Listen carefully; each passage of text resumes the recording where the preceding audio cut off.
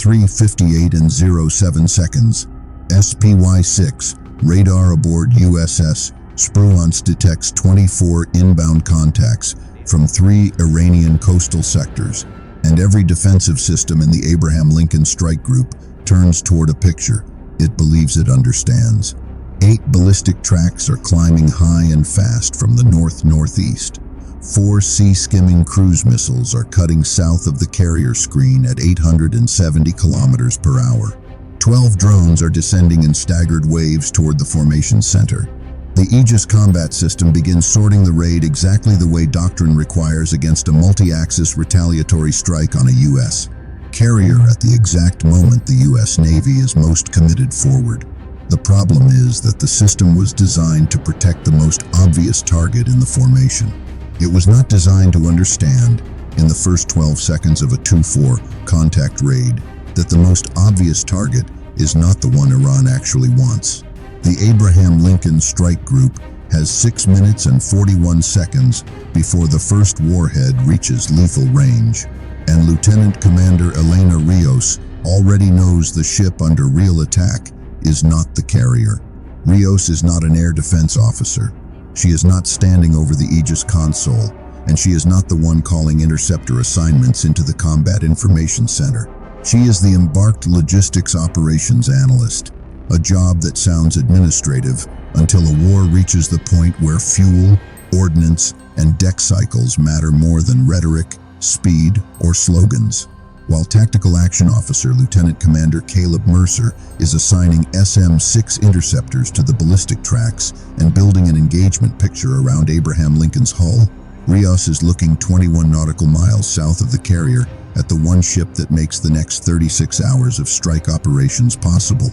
USNS Supply is running in replenishment support position with 4.7 million gallons of JP-5 aboard, 1,800 tons of aviation ordnance in protected magazines, and the fuel and bomb stocks for the next 142 carrier sorties. The carrier itself does not need JP-5, the aircraft do. And if Iran cannot kill Abraham Lincoln tonight, disabling supply would cut the carrier's strike rhythm in half by morning. That was the assessment Rios wrote 9 days ago, and it had come back logged, reviewed, and acknowledged without changing the formation's working assumptions. At 3:58:13, she sees the new threat baskets begin to render on the common tactical display and understands that her assessment has just become the most important document in the theater. To understand what is happening, you need to understand what the U.S. Navy had just done to Iran 36 minutes earlier. At 3:22, 146 Tomahawk cruise missiles left vertical launch cells across 9 U.S. Navy warships spread from the Arabian Sea to the eastern Mediterranean. 48F, A-18E, and F, A-18F. Super Hornets had launched in 4 strike packages carrying 96 GBU, 3 1JDAMs and 24 AGM, 154 glide weapons against hardened radar nodes, missile depots, command bunkers, naval piers, communications stations, and surviving launch shelters tracked over 34 days of war. It was not a retaliatory raid, it was a system kill. One offensive plan intended to collapse every remaining Iranian military function that could still coordinate missile launches against U.S. forces at sea. The opening wave hit coastal radar sites at 3:46. The first naval base took simultaneous Tomahawk impacts at 3:47. 2 hardened command sites went dark at 3:49. By 3:54, the Iranian command structure had lost enough fixed capacity that only mobile assets and pre-planned fallback cells remained. That was the moment Rios had been thinking about for more than a week, because when Iran realized it could no longer protect everything, it was never going to spend its last coordinated salvo on the largest target alone. It was going to spend it on the target that kept the largest target useful. Her paper had been brutally simple. When a carrier strike group is generating high sortie tempo, the carrier is not the only capital asset in the formation. The logistics ship is the hidden center of gravity. Kill a destroyer and the formation tightens. Damage a radar array and the formation adapts. Force the carrier to conserve fuel and ordnance because the replenishment ship is burning, and the entire operational tempo changes without touching the flight deck. Rios had requested three things 9 days earlier. Move supply 14 nautical miles farther south during major strike windows. Pre-authorized Southern Sector Nulka decoy launches for the logistics ship without waiting for carrier-level confirmation. And station one destroyer in a geometry built not around protecting Abraham Lincoln's bow, but around intercepting sea-skimming threats approaching the replenishment lane. Rear Admiral Carver approved only one of the three, the Nulka Release Authority. The rest were set aside because a strike group at war cannot put every supporting ship on maximum standoff without stretching the screen. At 3:58 and 21 seconds, Rios watches the geometry she lost on paper become a real problem in the air. What the system believed was happening was a retaliatory strike on Abraham Lincoln, timed to coincide with the biggest U.S. naval offensive of the war. What was actually happening was a distraction architecture built to keep every eye in the formation on the carrier while the lethal basket converged on supply. The 8 ballistic tracks are loud, bright, and obvious, but their projected impact lanes are long. The 12 drones are descending toward the carrier, but they are still 5 minutes from effective attack range. The 4 cruise missiles, low and fast and already inside the southern picture, are the things that matter now, and their geometry tells the story before anyone else in CIC wants to believe it. They are not lined up on Abraham Lincoln's hull. They are lined up on the Oilers' replenishment track. At 3:58 and 28 seconds, Rios gets on the circuit. Sir, this is Rios in logistics assessment. The primary target is supply, not Lincoln. The cruise basket is centered 19 nautical miles south on the replenishment lane.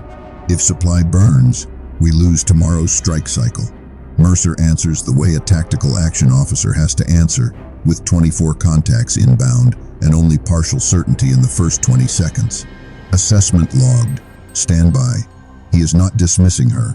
He is doing what doctrine and the display demand.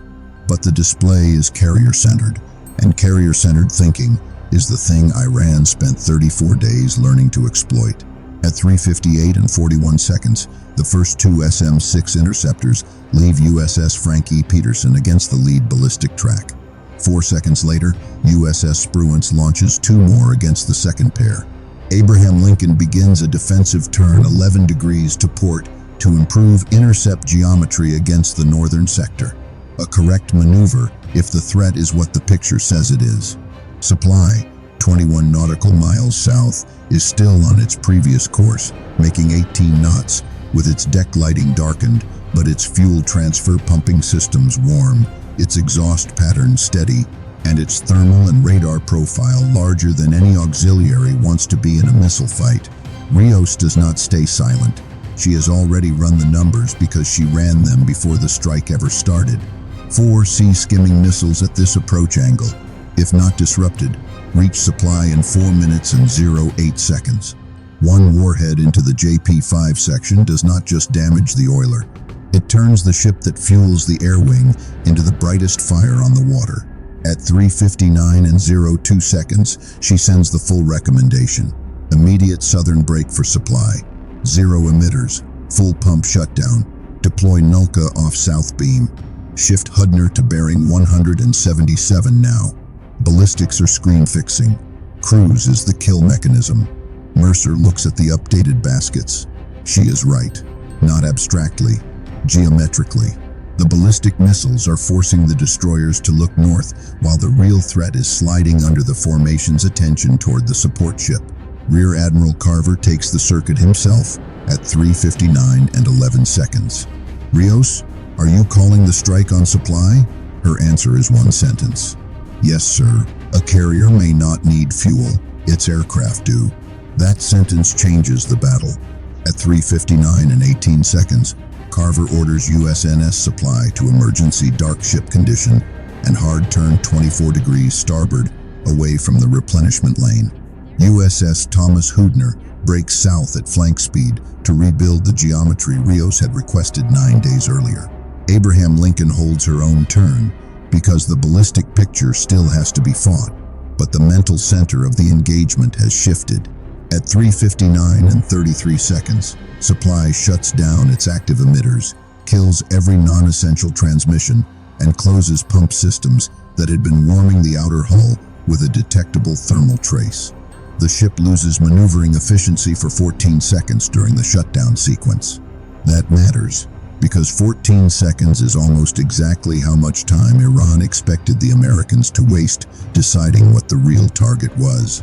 At 4:04 seconds, the first ballistic intercepts detonate cleanly north of the formation. 2 kills, 4 inbound remain on the high track. The drone wave is still outside lethal range, and the cruise missiles are now 59 nautical miles from Supply. Hudner's radar acquires them with better quality than Abraham Lincoln ever had, because the destroyer is finally where it should have been when the attack began. That difference in geometry is the difference between a shot and a guess. At 4:11 seconds, Hudner fires 2 SM-2 interceptors at the leading pair. At 4:16 seconds, Supply launches the first pre-authorized Nulka decoy 390 meters off its port quarter. 8 seconds later, a second decoy goes off the starboard beam. Rios does not want the oiler to look invisible. She wants it to look uncertain. A missile can kill a ship. It cannot kill 3 contradictory versions of the ship with the same confidence. Iran had built the strike smartly. The cruise missiles were not coming in as one neat line.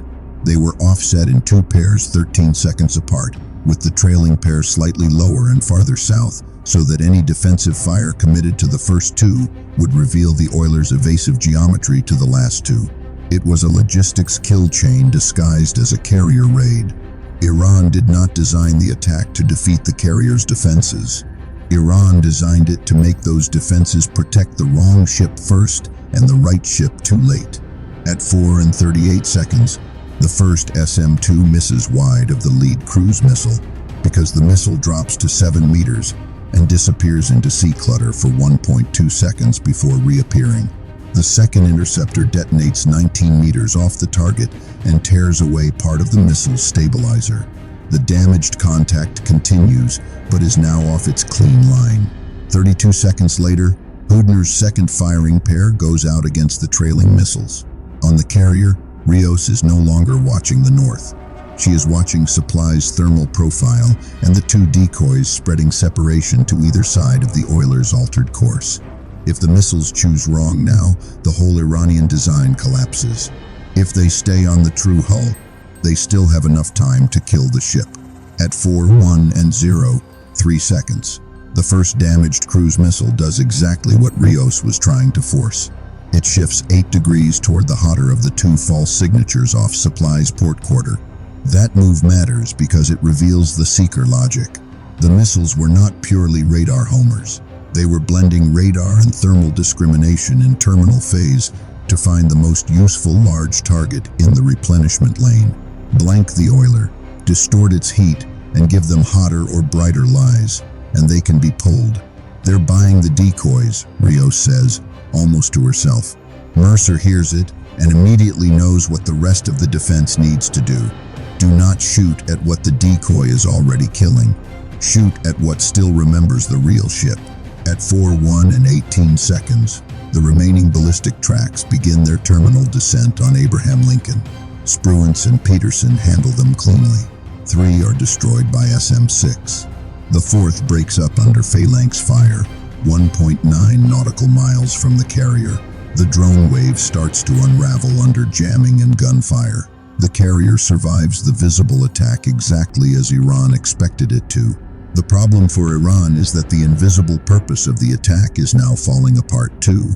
The first cruise missile detonates on the port decoy at 4:26 seconds, 510 meters from Supply's actual hull. The second, the damaged one, slams into the water 230 meters beyond it after failing to correct.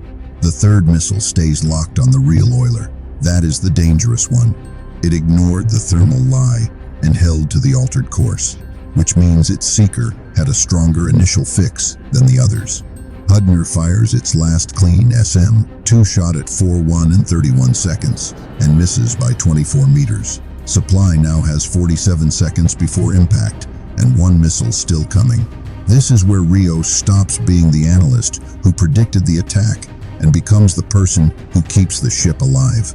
9 days earlier, after her written assessment was filed, she built a follow-on drill nobody ever ran because nobody wanted to rehearse losing a replenishment ship under missile threat in the middle of carrier ops. The drill was called Cold Wake. Its logic was brutally simple.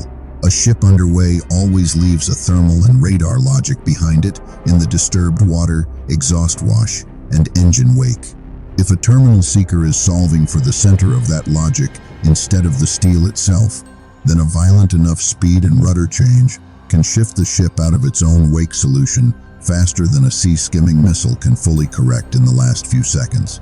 She had never been given approval to test it. She uses it anyway.